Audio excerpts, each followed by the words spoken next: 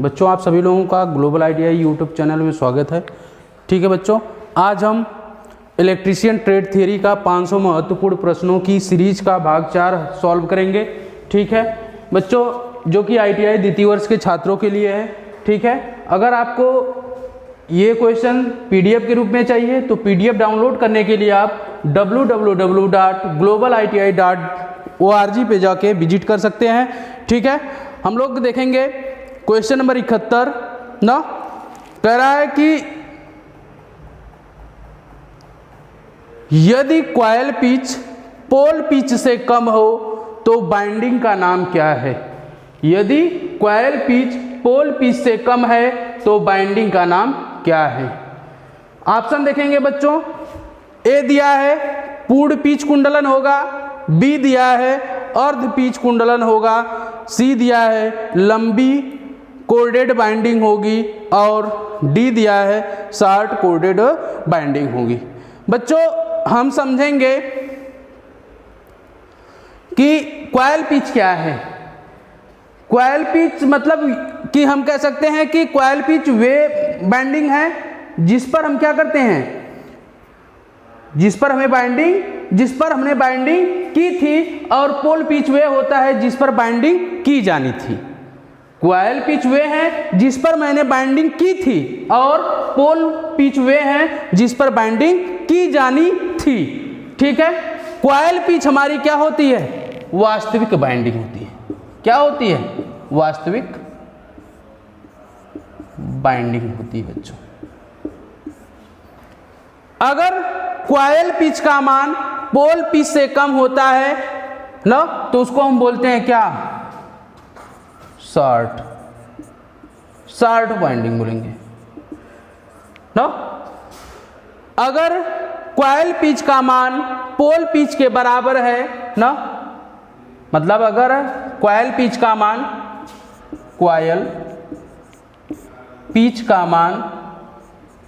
क्या है, पोल पिच से कम है ना, कम है तो उसको क्या बोलेंगे, शॉर्ट बाइंडिंग बोलेंगे ना। और अगर कॉइल पिच बराबर होगा पोल पिच के तो उसको हम बोलते हैं क्या, फुल पिच बाइंडिंग बोलते हैं। इसको हम कह सकते हैं शॉर्ट पिच बाइंडिंग ना, शॉर्ट पिच बाइंडिंग बोलेंगे। और इसको बोलेंगे क्या, पूर्ण पिच बाइंडिंग, पूर्ण pitch binding.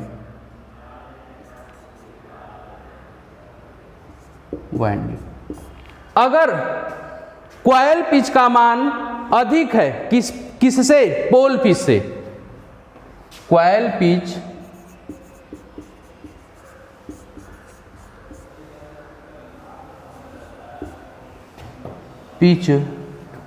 Is greater than pole pitch के, मतलब कॉइल पिच का मान अधिक है किससे, पोल पिच से, तो उसको हम क्या बोलते हैं, उसको बोलते हैं हम क्या, लॉन्ग पिच बाइंडिंग, लंबी पिच बाइंडिंग। बच्चों समझेंगे कि अगर कॉइल पिच का मान है तो उसको हम क्या बोलते हैं, शॉर्ट पिच बाइंडिंग बोलते हैं। कॉइल पिच और पोल पिच बराबर हैं तो उनको हम बोलते हैं क्या, पूर्ण पिच बाइंडिंग। और कॉइल पिच का मान अधिक है तो उसको क्या बोलते हैं, लंबी pitch binding, long pitch binding भी बोलेंगे। ठीक है, तो यहाँ पे अर्ध पिच नाम से कोई बाइंडिंग होती नहीं है। ठीक है, अब यहाँ दिया है यदि कॉइल पिच पोल पिच से कम है तो बाइंडिंग का नाम क्या है, तो क्या होगा, शॉर्ट पिच बाइंडिंग। तो यहाँ पे ऑप्शन नंबर कौन दिख रहा है, ऑप्शन नंबर डी दिख रहा है। ठीक है, अगला क्वेश्चन देखेंगे बच्चों।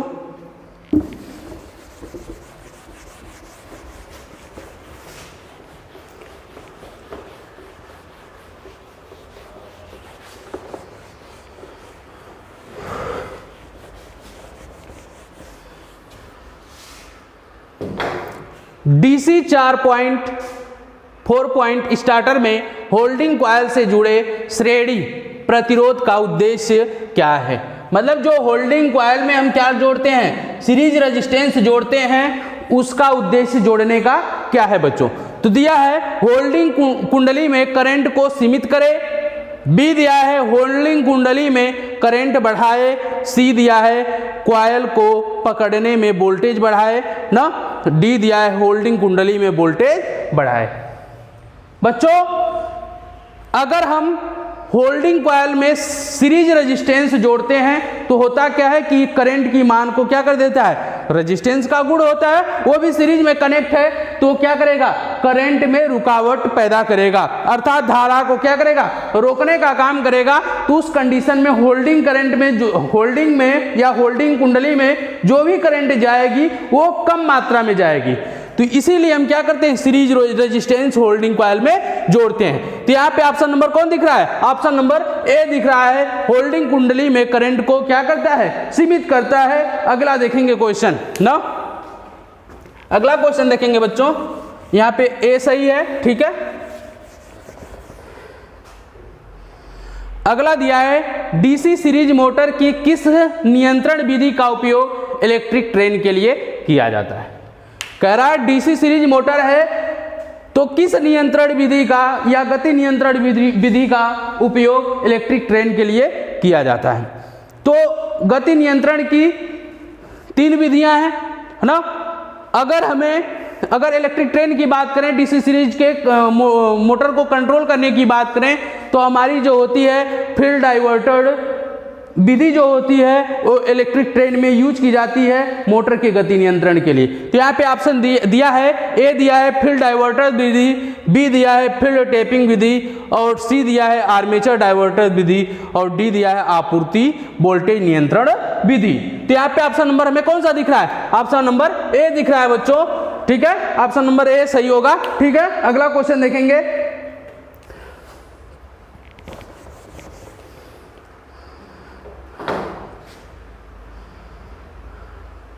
शंट फील्ड कॉइल को डीसी 3 पॉइंट स्टार्टर में होल्डिंग कॉइल के साथ ना, होल्डिंग कॉइल के साथ सीरीज में क्यों जोड़ा जाता है ना, या होल्डिंग कुंडली या कॉइल के साथ ना, कॉइल के साथ सीरीज में क्यों जोड़ा जाता है। ऑप्शन दिया है बच्चों, ए दिया है होल्डिंग कॉइल करंट बढ़ाए, बी दिया है होल्डिंग कॉइल करंट घटाए, सी दिया है शंट फील्ड करंट से बचाए, और डी दिया है शंट फील्ड खुले होने की स्थिति में मोटर को सुरक्षित रखे। ठीक है, यहां पे सुनिएगा, देखिएगा, शंट फील्ड कॉइल को डीसी 3 पॉइंट स्टार्टर में होल्डिंग कुंडली के साथ श्रृंखला या श्रेणी में क्यों जोड़ा जाता है ना। फील्ड कॉइल को होल्डिंग के कुंडली के साथ या कॉइल के साथ सीरीज में जोड़ने का उद्देश्य क्या है, तो अगर हम शंट फील्ड खुले होने की स्थिति में मोटर को सुरक्षित रखने के लिए हम उसको क्या करते हैं, सीरीज में कनेक्ट करते हैं। तो यहाँ पे ऑप्शन नंबर हमें कौन सा दिख रहा है, डी दिख रहा है। ठीक है, अगला क्वेश्चन देखेंगे,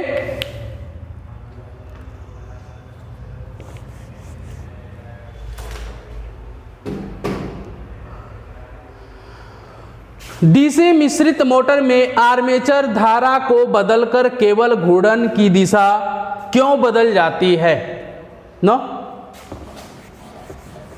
कह रहा है डीसी कंपाउंड मोटर में आर्मेचर धारा को बदलकर केवल घूर्णन की दिशा क्यों बदल दी जाती है। ठीक है बच्चों, आर्मेचर धारा की दिशा को बदल के मतलब उसके घूमने की दिशा क्यों बदल जाती है, समझिएगा। अगर हम बच्चों फील्ड की करंट को बदलेंगे, जो हमारी फील्ड करंट होती है, अगर हम उसको चेंज कर देंगे, ठीक है, फील्ड करंट चेंज कर देंगे तो क्या होगा, अगर हम दोनों चेंज करें तब भी बदल सकती है आर्मेचर करंट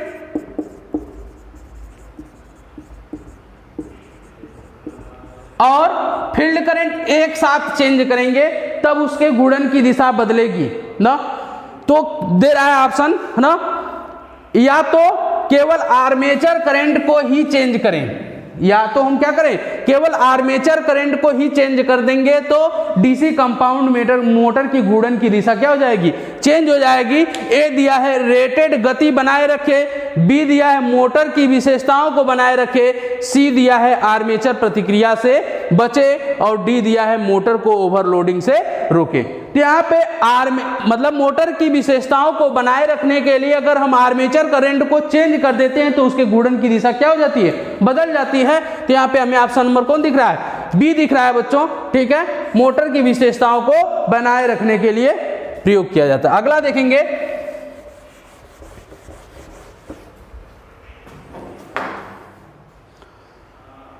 उद्योगों में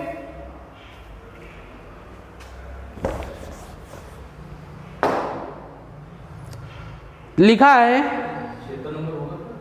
हाँ नहीं सर, नहीं,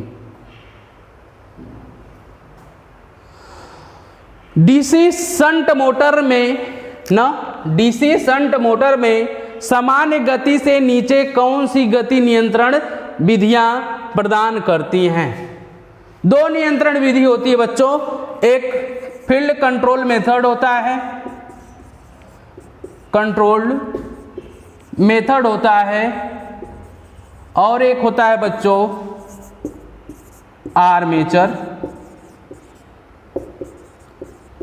कंट्रोल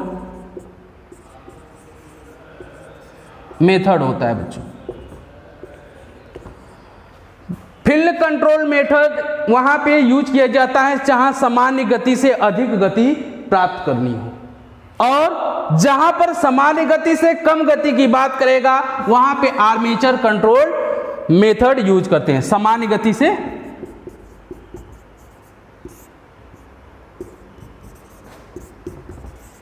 कम गति की जहां बात करेगा वहां पे आर्मेचर कंट्रोल, हमेशा याद रखेंगे। ये शंट मोटर के केस में हमेशा याद रखेंगे, ये क्वेश्चन बहुत बहुत इंपॉर्टेंट है, कंपटीशन में भी कई बार पूछा जा चुका है। तो इसको हमेशा दिमाग में अपने बैठा के रखेंगे कि आर्मेचर कंट्रोल मेथड में अगर सामान्य गति से नीचे की बात करेगा तो इसको हमेशा क्या करेंगे, आर्मेचर कंट्रोल मेथड यूज करेंगे। अगर सामान्य गति से ऊपर की बात करेगा, सामान्य गति से अधिक ना, तो वहां पे कौन सा यूज करेंगे, फील्ड कंट्रोल मेथड।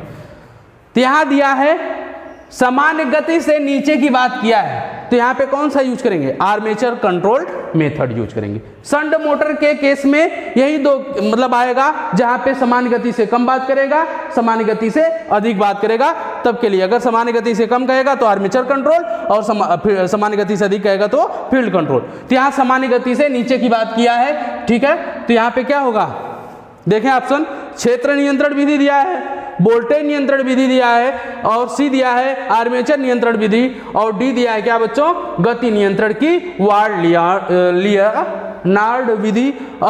तो यहां पे हमें दिख रहा है क्या, आर्मेचर नियंत्रण विधि। तो ऑप्शन नंबर क्या है, सी हमारा सही है। आगे देखेंगे,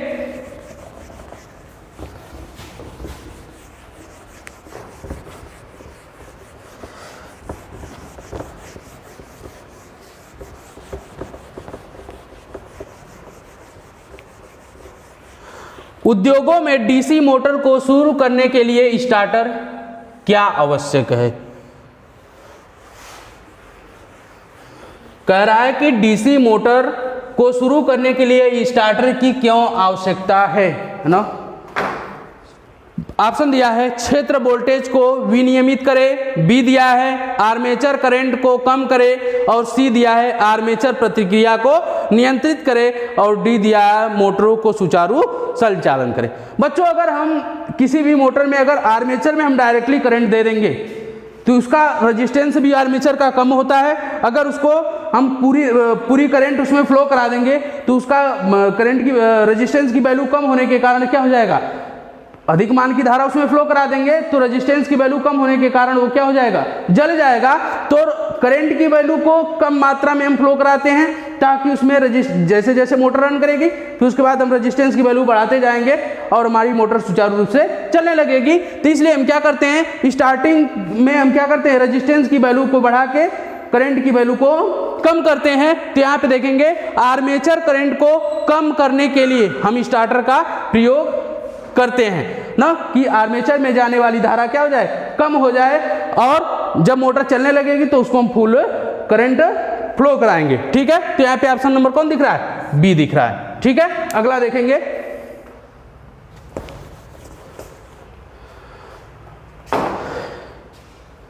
कौन सी कुचालक सामग्री श्रेणी बी के कुचालक की है ना, तो यहां पे हमें क्या दिख रहा है, ए दिया है, श्रेणी बी की बात किया है ना, ऑप्शन में दिया है ए कपास, बी दिया है बांस, और सी दिया है फाइबर ग्लास, और डी दिया है चमड़े का कागज। तो जो फाइबर ग्लास आता है बच्चों, वो श्रेणी बी के कुचालक के अंतर्गत आता है। तो यहाँ पे ऑप्शन कौन दिख रहा है, सी दिख रहा है। ठीक है, अगला क्वेश्चन देखेंगे।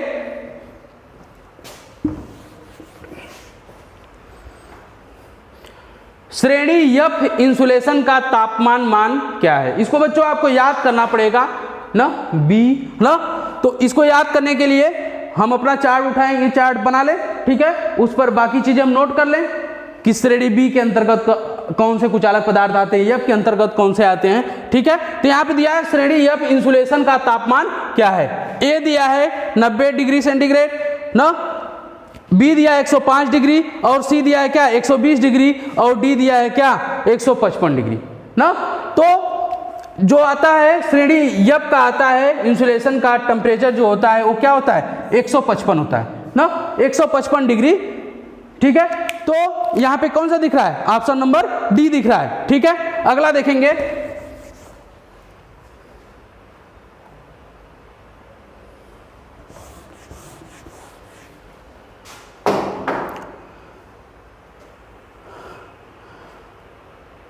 निरंतर गति ड्राइव के लिए किस प्रकार की डीसी मोटर का उपयोग किया जाता है ना। ठीक है, निरंतर गति ड्राइव के लिए बता रहा है कि कांस्टेंट स्पीड के लिए ना किस प्रकार की डीसी मोटर का हम क्या करते हैं, उपयोग करते हैं। यहां पे दिया है DC series motor. DC series motor का उपयोग हम जानते हैं कि स्टार्टिंग टार्क किसका हाई होता है, इसलिए इसका उपयोग हम ट्रैक्शन में यूज करते हैं, इलेक्ट्रिक ट्रेन में यूज करते हैं। तो समान स्पीड रहे हमेशा ना, लोड के साथ स्पीड क्या रहे, समान रहे, तो क्या होता है उस प्रकार की जो मोटर आती है। देखेंगे ऑप्शन क्या दिया है, डीसी सीरीज मोटर दिया है, बी दिया है डीसी शंट मोटर दिया है, और सी दिया है क्या differential long shunt compound motor, और डी दिया है differential short shunt compound motor. तो जो डीसी हमारी शंट मोटर होती है उसकी स्पीड क्या होती है, नियत रहती है। तो ऑप्शन नंबर हमें कौन सा दिख रहा है, ऑप्शन नंबर हमारा क्या रहा है, दिख रहा है बी दिख रहा है। ठीक है, तो हाँ, अगला क्वेश्चन देखेंगे।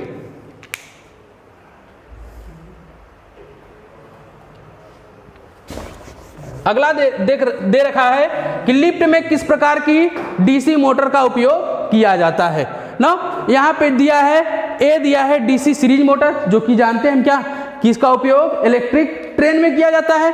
बी दिया है डीसी शंट मोटर, सी दिया है डीसी डिफरेंशियल यौगिक कंपाउंड मोटर ना, डी दिया है डिफरेंशियल संचयी यौगिक मोटर, मतलब differential DC communicative compound motor. तो जो लिफ्ट में हम यूज करते हैं वो यूज करते हैं डीसी लेटिव compound motor, DC cumulative compound motor use करते हैं लिफ्ट में। ठीक है, तो यहां पे ऑप्शन कौन सा है, डी हमारा सही है। ठीक है, अगला देखेंगे।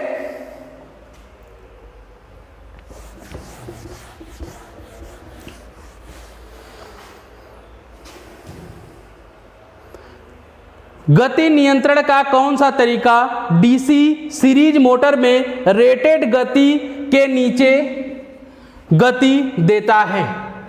मैंने बताया था कि डीसी शंट मोटर में दो होता है, एक होता है फील्ड कंट्रोल होता है ना,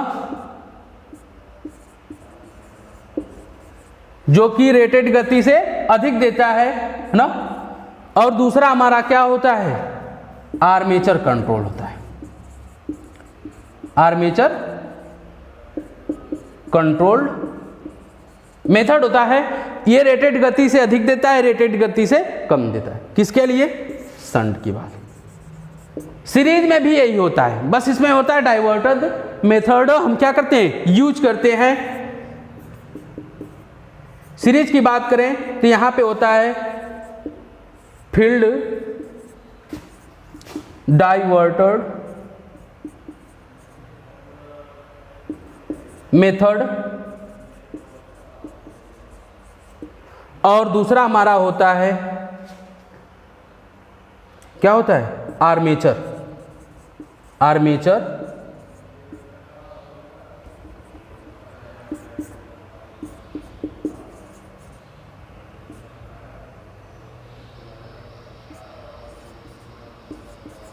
मेथड।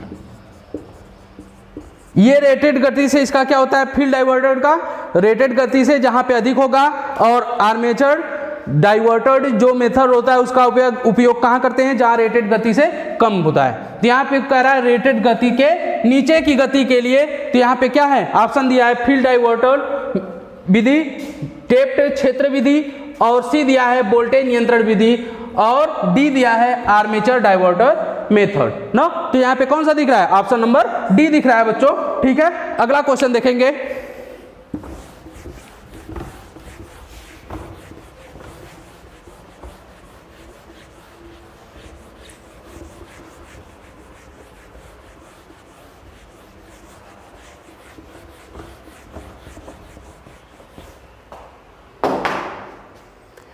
क्या प्रभाव है अगर चलने के दौरान 4 बिंदु स्टार्टर प्रतिरोध कट ऑफ है ना।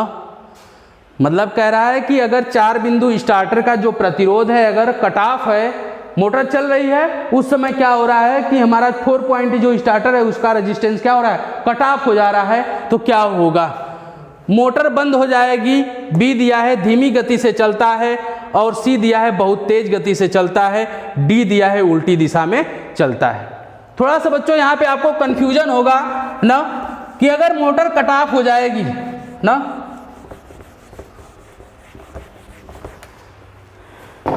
कट ऑफ होने का मतलब है कि रेजिस्टेंस वहां से हट जाएगा, तो उस कंडीशन में हमारी जो गति होगी वो बहुत तेज होगी, हाई स्पीड होगी।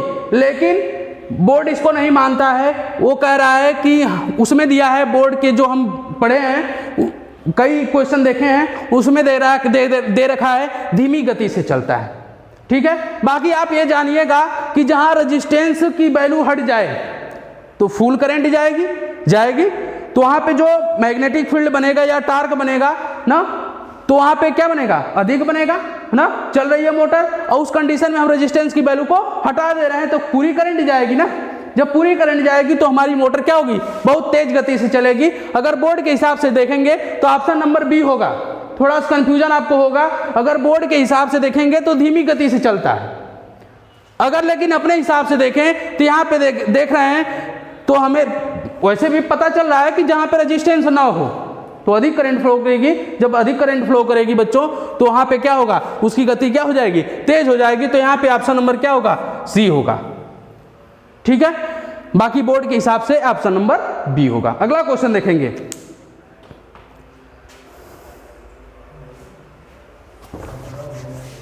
डीसी मोटर को संचालित करने के लिए आर्मेचर सर्किट में कार्बन कंपोजिशन ब्रश की आवश्यकता क्यों होती है।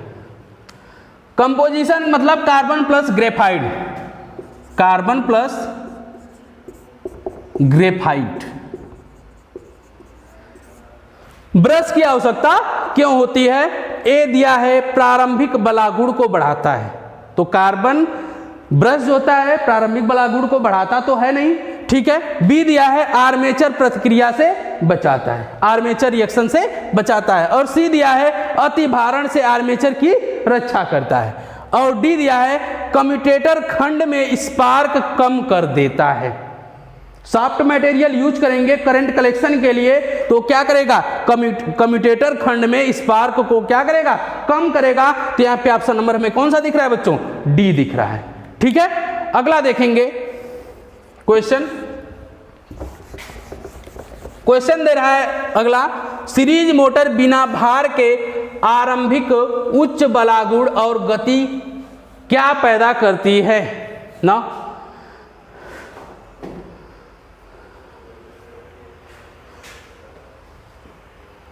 मतलब कि बिना भार के आरंभिक बलागुण उच्च कैसे होता है सीरीज मोटर का। ठीक है, ऑप्शन देखेंगे, बैक ईएमएफ की अनुपस्थिति, बी दिया है फील्ड वाइंडिंग के माध्यम से लोड करंट फ्लो होता है, और सी दिया है आर्मेचर करंट और फील्ड करंट समान होते हैं, और डी दिया है मोटी तार के साथ श्रेणी क्षेत्र बाइंडिंग तार। ठीक है, तो बच्चों उच्च बलागुण डीसी मोटर में होता कैसे है कि जो स्टार्टिंग के समय जो ईबी का मान होता है, बिना लोड के कह रहा है और स्टार्टिंग की बात क्या है, तो उस समय क्या होता है, बैक ईएमएफ 0 होता है। स्टार्टिंग के समय जो हमारा बैक ईएमएफ क्या होता है, 0 होता है। उसकी वजह से क्या होता है, स्टार्टिंग टार्क क्या होता है, हाई होता है ना। जहां मतलब बैक ईएमएफ नहीं होगा वहां पे ही क्या होगा, स्टार्टिंग टार्क उच्च होता है। यही डीसी की कह लें विशेषता भी है। ठीक है, तो बैक ईएमएफ की अनुपस्थिति के कारण आरंभिक उच्च बलागुण होता है किसमें, डीसी सीरीज मोटर में। तो यहाँ पे ऑप्शन कौन सा दिख रहा है, ए दिख रहा है। ठीक है, अगला क्वेश्चन देखेंगे,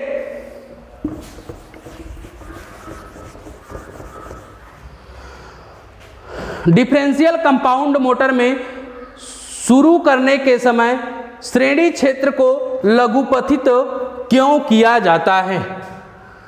ठीक है, बोल रहा है कि जो सीरीज फील्ड होगा उसको शॉर्ट सर्किट मतलब लघुपथित क्यों किया जाता है।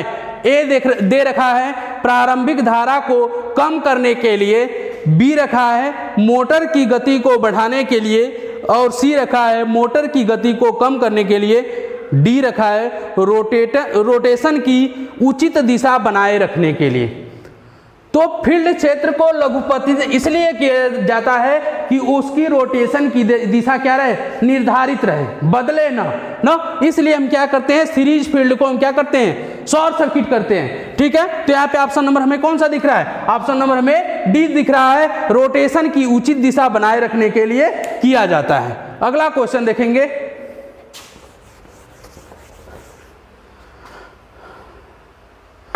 आर्मेचर को संतुलित करने का सबसे प्रभावी तरीका कौन सा है। ऑप्शन दिया है स्थैतिक संतुलन विधि, बी दिया है गतिशील संतुलन विधि, और सी दिया है काउंटर संतुलन के साथ संलग्न, और डी दिया है सीसा भार संतुलन के संलग्न। तो जो डायनेमिक बैलेंस मेथड होता है, बैलेंस नो, ठीक है, डायनेमिक बैलेंस जो मेथड होता है वो सबसे प्रभावी तरीका होता है। तो यहां पे हमें ऑप्शन नंबर कौन दिख रहा है, बी दिख रहा है। ठीक है, अगला क्वेश्चन देखेंगे, यहां पे गतिशील संतुलन होगा, डायनेमिक बैलेंस होगा। ठीक है,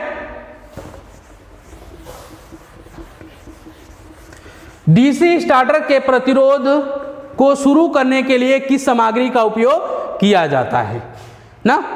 ए दिया है यूरेका, बी दिया है नाइक्रोम, सी दिया है मैग्नीन, और डी दिया है कांस्टेंटाइन ना। तो यहाँ पे जानते हैं कि जो भी प्रतिरोध होंगे ना वो यूरेका से बनाए जाते हैं, जबकि जानते हैं नाइक्रोम जो एक हीटिंग एलिमेंट है। तो यहाँ पे ऑप्शन कौन होगा, यूरेका होगा।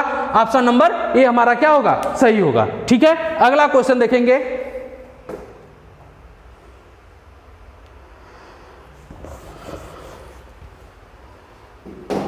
कराए किस डीसी कंपाउंड मोटर को अलग अलग लोड पर नियत गति से चलाया जाता है। कंपाउंड मोटर की बात कर रहा है, अलग अलग लोड पर नियत गति से चलाया जाएगा।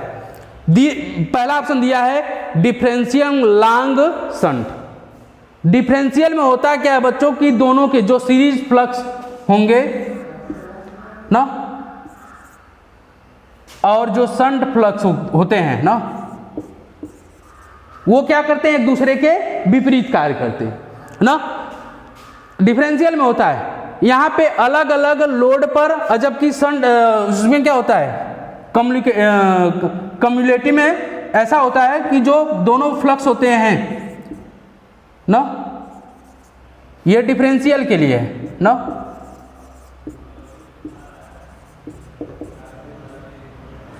डिफरेंशियल क्या है, ठीक है। डिफरेंशियल में क्या होते हैं, दोनों एक दूसरे के क्या होते हैं, एक दूसरे के विपरीत कार्य करते हैं। दोनों फ्लक्स, चाहे वो सीरीज हो चाहे शंट हो, जबकि इसमें क्या होगा, एक दूसरे के साथ कार्य करते हैं, एक दूसरे के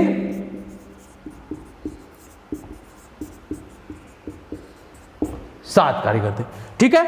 तो कह रहा है डीसी कंपाउंड मोटर को अलग अलग लोड पर नियत गति से संचालित किया जा सकता है। डिफरेंशियल लॉन्ग शंट, बी दिया है संचयी लॉन्ग शंट, सी दिया है विभेदक लघु शंट और डी दिया है संचयी लघु शंट।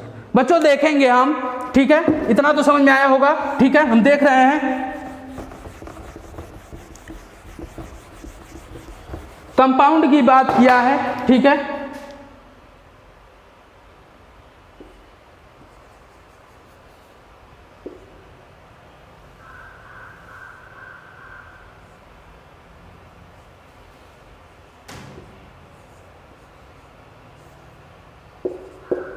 ये हमारा क्या है,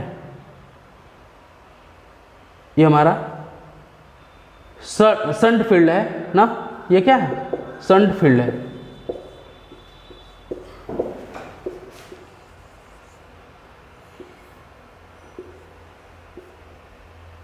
ये हमारा लोड है बच्चों, ठीक है। ये हमारा क्या है, सीरीज फील्ड है, फील्ड। बच्चों पहले ही हम समझ गए हैं कि डिफरेंशियल लॉन्ग या differential short, differential short shunt ये होगा नहीं ना, तो होगा कौन सा, कम्युलेटिव, या तो लॉन्ग होगा या तो क्या होगा, शॉर्ट होगा ना।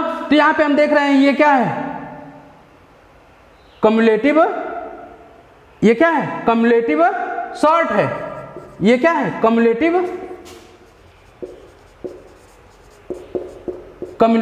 शॉर्ट शंट कंपाउंड जनरेटर है, ठीक है। अब यहां पे देख रहे हैं इसका जो फ्लक्स होगा या इसमें जो करंट होगी ना, इसमें जो करंट होगी, क्या इसमें वही करंट होगी, नहीं ना होगी, दोनों की करंट क्या होगी, भिन्न भिन्न होगी। और जो जब ये दोनों करंट भिन्न होंगी तो लोड पे बहने वाली भी धारा क्या होगी, भिन्न होगी। अब देखेंगे डिफरेंशियल लॉन्ग में,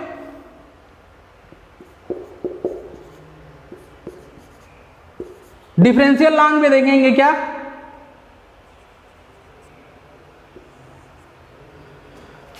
ये हमारा सीरीज फील्ड है, सीरीज फील्ड है ना, ठीक है। अब बताइए कि जो करंट आर्मेचर में पैदा होगी या उत्पन्न होगी वही करंट इसमें भी होगी ना, और वही करंट क्या होगी, लोड में भी होगी, चाहे लोड घटेगा या बढ़ेगा, लोड चाहे घटे, कम रहे या ज्यादा रहे, लेकिन करंट क्या होगी, सब में क्या होगा, सेम होगा। तो अलग अलग लोड पर भी क्या हो रहा है, कम्युलेटिव लॉन्ग शंट जनरेटर में क्या हो रहा है, सॉरी मोटर में cumulative long shunt compound motor में क्या हो रहा है कि मतलब लोड के परिवर्तित होने पर भी क्या हो रहा है, इसमें करंट जो आर्मेचर में उत्पन्न होगी वही करंट इसमें होगी और यही वही करंट इसमें भी होगी, चाहे लोड घटे या बढ़े। तो अलग अलग लोड पर भी इसकी गति क्या होती है, नियत होती है। यहाँ पे ऑप्शन नंबर कौन दिख रहा है, बी दिख रहा है, ठीक है। अगला देखेंगे,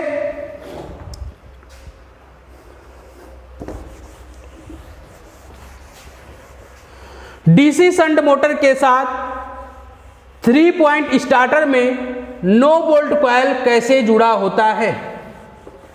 ए दिया है सीधे आपूर्ति से जुड़ा हुआ है, बी दिया है आर्मेचर के साथ श्रृंखला में जुड़ा हुआ है, सी दिया है आर्मेचर के साथ समांतर में जुड़ा हुआ है और डी दिया है क्या बच्चों, शंट फील्ड के साथ श्रेणी में जुड़ा हुआ है। तो नो बोल्ट कॉइल जो होता है ना, दिया है डीसी शंट मोटर के साथ 3 पॉइंट स्टार्टर में नो बोल्ट कॉइल कैसे जुड़ा होता है। तो जो जुड़ा होता है वो शंट फील्ड के साथ सीरीज में क्या होता है, जुड़ा हुआ होता है। तो यहाँ पे ऑप्शन नंबर कौन दिख रहा है, डी दिख रहा है बच्चों। ठीक है, तो आज के लिए बस बच्चों इतना ही। ठीक है, अब हम अगली क्लास में बाकी की चीजें चर्चा करेंगे। ठीक है।